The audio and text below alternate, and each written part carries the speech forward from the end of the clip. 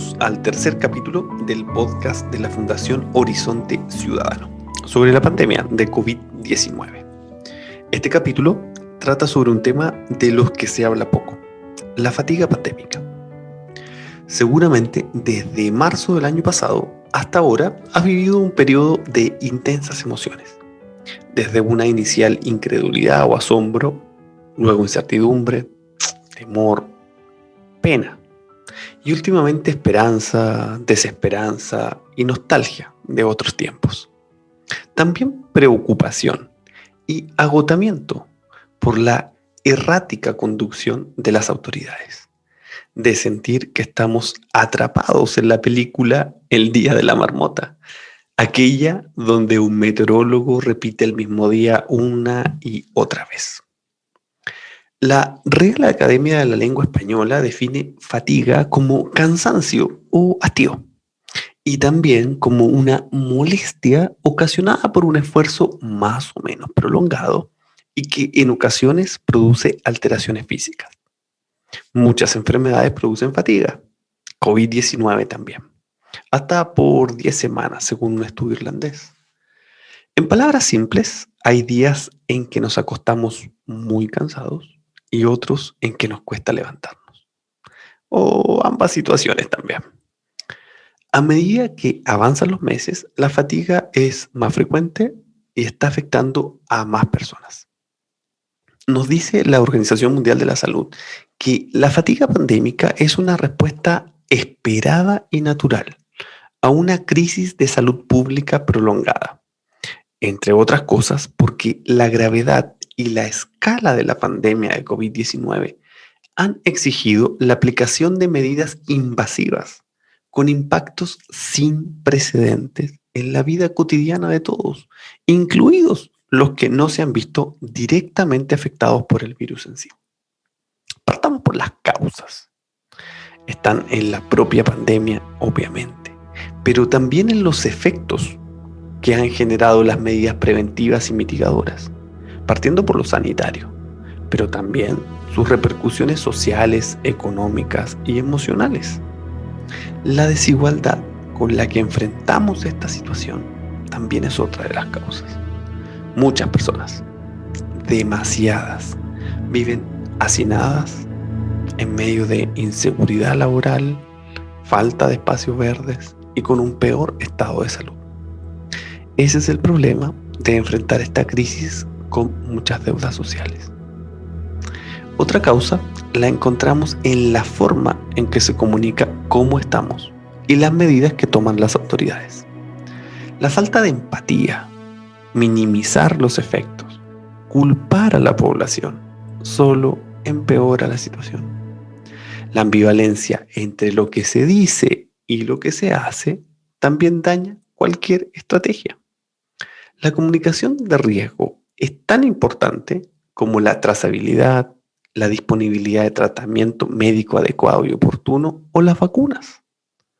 La recomendación más sensata es apelar a la ciudadanía en lugar de culparla, asustarla o amenazarla.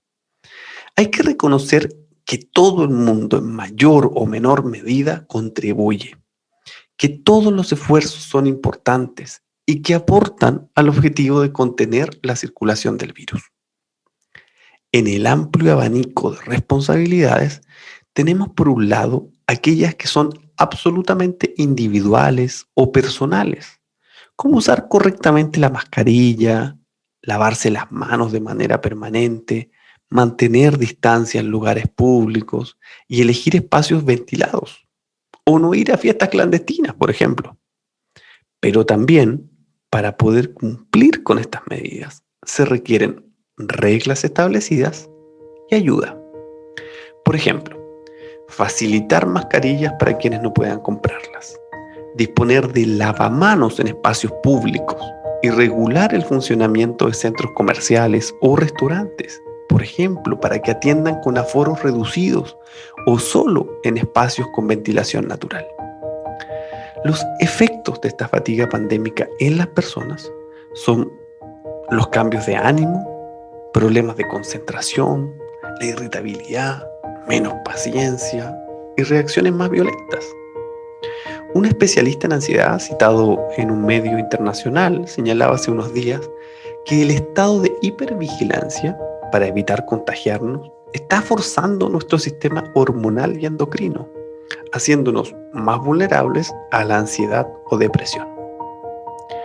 Otro efecto de la fatiga es que a nivel social relajamos las medidas preventivas o se produce una desmotivación para mantener comportamientos seguros, en medio de la desesperanza y los mensajes contradictorios que recibimos.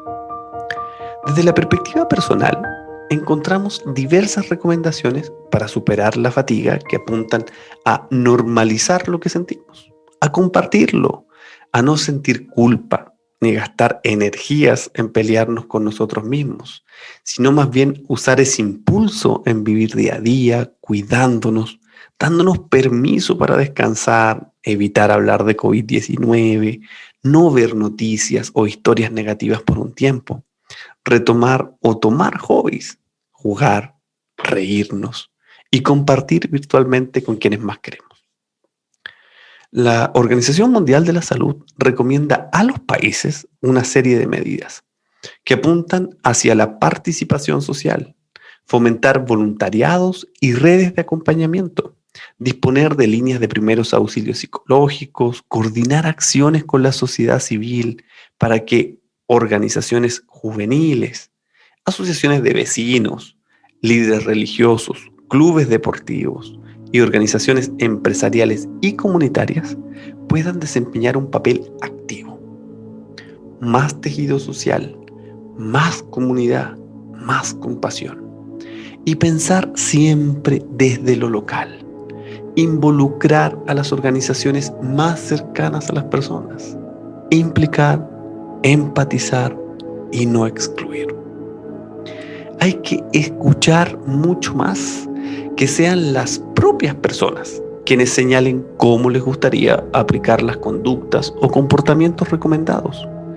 En estos diálogos se pueden revelar barreras, inconvenientes y percepciones erróneas que pueden abordarse sin dejar de cumplir las restricciones. Una recomendación importante es que se realicen estudios desde las ciencias sociales sobre el tema, que los resultados se analicen con seriedad y se usen para la toma de decisiones. Además, que se adapte la comunicación a grupos específicos que experimentan desmotivación, con mensajes probados antes de lanzarlos. La pandemia aún no acaba. Lamentablemente nos quedan varios meses por delante. Cientos, miles de científicas y científicos trabajan todos los días por tener más vacunas lo más pronto posible y junto a la comunidad médica por avanzar en tratamientos más eficaces contra la enfermedad. Acompañemos con cariño a quienes han perdido un ser querido, que no sean una estadística más. La mayoría vamos a sobrevivir. Tratemos que el proceso que estamos viviendo se convierta en más comunidad, más trabajo colectivo y social. No estamos solos. Soy Claudio Castillo de la Fundación Horizonte Ciudadano.